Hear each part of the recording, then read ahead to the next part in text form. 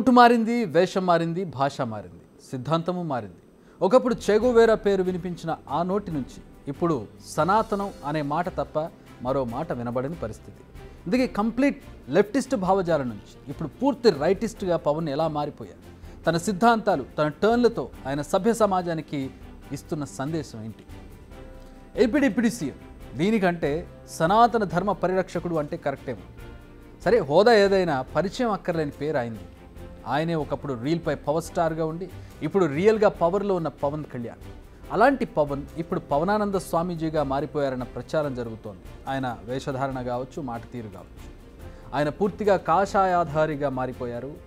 ఎందుకు ఇలాంటి కామెంట్ చేయాల్సి వస్తుందంటే ఆయన జర్నీని మనం మొదటి నుంచి చూస్తున్నాం కాబట్టి. పవన్ పొలిటికల్ జర్నీలో చాలా మార్పులు ఉన్నాయి, అనేక టర్న్లు ఉన్నాయి. చెగువీరా, పవనిజం, మార్క్సిస్ట్ భావజాలాలంటూ తన మార్కు సిద్ధాంతాలతో యువతను ఆకర్షించిన పవన్ నేడు ఆ సిద్ధాంతాల నుంచి ట్రాక్ చేంజ్ అయ్యారనే డౌట్ వస్తుంది. ఎందుకంటే 7 సిద్ధాంతాలతో ఆయన ఎన్నికల మేనిఫెస్టోని రిలీజ్ చేశారు. అందులో మెయిన్ పాయింట్ మతాల ప్రస్తావన లేని రాజకీయాలు. కానీ ఇప్పుడు ఆయన నోరు తెరిస్తే మతం తప్ప మరో మాట రావడం లేదు. చూస్తుంటే మెల్లగా తన సిద్ధాంతాలను వీడి తాను పూర్తిగా విరుద్ధమైన కాషాయ సిద్ధాంతాల వైపు మళ్ళుతున్నట్టుగా కనిపిస్తోంది. పవన్ బీజేపీ సిద్ధాంతాలను తన భుజస్కంధాలపై మోస్తున్నాడా అనే డౌట్స్ కూడా వస్తున్నాయి. As an average citizen of Bharat, of a nation, and as a practitioner of Sanatana Dharma, I came in front of you all. ఒక డిప్యూటీ సీఎం గానో, జనసేన పార్టీ అధ్యక్షుడు గానో నేను ఇక్కడికి రాలా. సగటు భారతీయుడిగా, సగటు హైందవ ధర్మాన్ని పాటించే హిందువుగా నేను మీ ముందుకు వచ్చాను. ఇవన్నీ చూస్తుంటే పవన్ జర్నీని ఒకసారి రీక్యాప్ చేసుకోవాలనిపిస్తుంది. పవన్ ఎప్పుడు నోరు విప్పినా చెగువీరా, పోరాట పటిమ అనే పదాలు వినిపించేవి. అన్న చిరంజీవి పెట్టిన ప్రజారాజ్యం పార్టీలో యువరాజ్యం అధ్యక్షుడిగా ఉన్నప్పటి నుంచే ఆయన ఊగిపోయే ప్రసంగాలు చేసేవారు. కామన్ మ్యాన్ ప్రొటెక్షన్ ఫోర్స్కి అధ్యక్షుడిగా వ్యవహరించిన పవన్ కళ్యాణ్ కాంగ్రెస్ నేతల పంచలూడగొడతానంటూ అప్పట్లో ప్రకటనలు చేశారు. ఆ తర్వాత అదే కాంగ్రెస్లో ప్రజారాజ్యం విలీనమైంది. ఆయన బయటకు వచ్చారు. జనసేన పార్టీ ఏర్పాటు సందర్భంగా ఆయన చేసిన ప్రసంగాలు అన్నీ ఇన్నిగా చాలా ఆవేశంగా పోరాటమి ఊపిరిగా సాగుతానన్నారు ఆయన. అప్పుడు ఎన్నికల్లో పోటీ చేయకుండానే ఎన్డీఏకి మద్దతు పలికారు పవన్. 2014 ఎన్నికల్లో ఆ 2 పార్టీల తరఫున ప్రచారం కూడా చేశారు. ఆ తర్వాత 2018లో అటు టీడీపీ ఇటు బీజేపీతోను విభేదించి బయటకు వచ్చారు. ఆ తర్వాత మళ్ళీ కమ్యూనిస్టు సిద్ధాంతానికి వచ్చారు. 2019 ఎన్నికల్లో బీఎస్పీ కమ్యూనిస్టుతో కలిసి ఎన్నికల బరిలోకి దిగారు. అయితే పోటీ చేసిన 2 చోట్ల కూడా ఓడిపోయారు. జస్ట్ ఒక్క స్థానంతో సరిపెట్టుకున్నారు మొత్తం పోటీ చేసిన దగ్గర. ఆ తర్వాత ఆయన సిద్ధాంతం మరోసారి మారిపోయింది. మళ్ళీ లెఫ్టిస్ట్ నుంచి రైటిస్ట్ వింగ్కు షిఫ్ట్ అయ్యారు. బీజేపీతో సన్నిహితంగా మెలిగారు. చంద్రబాబు అరెస్ట్ సమయంలో మళ్ళీ టీడీపీకి మద్దతు ఇస్తానంటూ ప్రకటించడం ఒక షాక్. ఆ తర్వాత టీడీపీ బీజేపీ మధ్య వారధిగా ఉండి కూటమిని ఏర్పాటు చేయడం రెండో షాక్. సరే, ఎన్నికల్లో పోటీ చేశారు. టీడీపీ బీజేపీతో కలిసి పోటీ చేసి 21 స్థానాల్లో గెలిచారు పవన్ కళ్యాణ్. సరే, ఇప్పటి వరకు చాలా సిద్ధాంతాలు మారాయి. ఎట్టకేలకు అధికారంలోకి వచ్చారు. ఇక పాలనపై, ప్రజా సమస్యలపై, సంక్షేమంపై ఫోకస్ చేస్తారనుకుంటే పవన్ కాషాయం కట్టారు. తానే సనాతన ధర్మ పరిరక్షకుడిని అంటూ స్వయం ప్రకటిత స్వామీజీలా మారిపోయారు. ప్రస్తుతం పవన్ను చూస్తున్న వారు ఎవరికైనా సరే ఆయన బీజేపీ లైన్లో నడుస్తున్నారా, ఆయన ఎజెండా బీజేపీదా అనే డౌట్ రాకుండా ఉండదు. నిజానికి చంద్రబాబు ప్రమాణ స్వీకార కార్యక్రమంలో ప్రధాని మోడీ పవన్కి ఇచ్చిన గౌరవంతో లైన్ మారిపోయిందన్న టాక్ ఉంది. ఏ తిరుపతిలో అయితే ప్రత్యేక హోదా ఇవ్వకుండా 2 పాచిపోయిన లడ్డూలు ఇచ్చిందంటూ బీజేపీని విమర్శించారు. ఇప్పుడు అదే తిరుపతి నుంచి బీజేపీ లైన్లో విపక్షాలపై విరుచుకుపడుతున్నారు పవన్. బీజేపీ నేతలు కూడా వెళ్ళనంత అగ్రెసివ్గా పవన్ కళ్యాణ్ ఈ పాయింట్ మీద వెళ్తున్నారు. సో కాలం మారింది. ఈ గ్యాప్లో పవన్ సిద్ధాంతం మారింది, వేషం మారింది, మాట మారింది. టోటల్గా పవనే మారిపోయారు. నిజానికి తిరుమల లడ్డూ వ్యవహారం తర్వాత పూర్తిగా కాషాయ వస్త్రధారణతో సనాతన ధర్మ ఎజెండాను భుజానికి ఎత్తుకున్నారు పవన్. అంతకుముందు ఈ స్థాయిలో లేదు, ఉంది కానీ తిరుమల లడ్డు వ్యవహారం ఎప్పుడైతే తెర మీదకి వచ్చిందో ఆ రోజు నుంచి ఆయన వ్యవహార శైలి, ఆయన భాష, ఆయన కట్టుబట్ట అన్నీ మారిపోయాయి.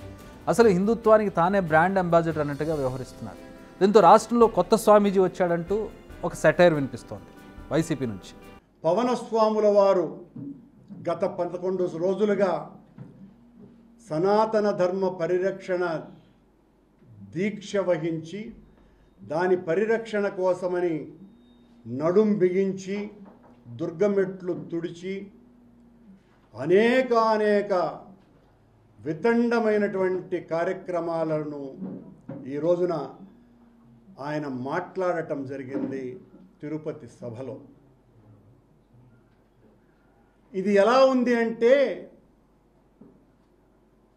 ఆ స్వామి ఉటంకించినటువంటి అనుగ్రహ భాషణంలో ఆయనే ఒక సినిమాలో నటించినట్టుగా కెవ్వు కేక అనే పాట గుర్తుకొస్తుంది. అన్నానికి అరిటాకు, సున్నానికి తంబాకు, పుణ్యానికి స్వామి పాదాలు తాకు కెవ్వు కేక, ఓ బాబాజీ కెవ్వు కేక. గతంలో 3 పెళ్లిళ్లతో తీవ్ర విమర్శల పాలయ్యారు పవన్. ఇప్పటికీ ఆయన్ను ఆ వివాదం ఇంకా వెంటాడుతూనే ఉంది, ఇక మీదట కూడా వెంటాడుతుంది. విపక్షాలకు ఆయన గురించి ఉన్నటువంటి ఒక ప్రధాన ఆయుధం అది. ఇది చాలదన్నట్టు తన 3వ భార్య కూతురు పొలీనాతో తిరుమలలో డిక్లరేషన్ ఇప్పించి దానిపై తానే సంతకం చేసి తండ్రిగా కొత్త వివాదానికి తెరతీశారు పవన్.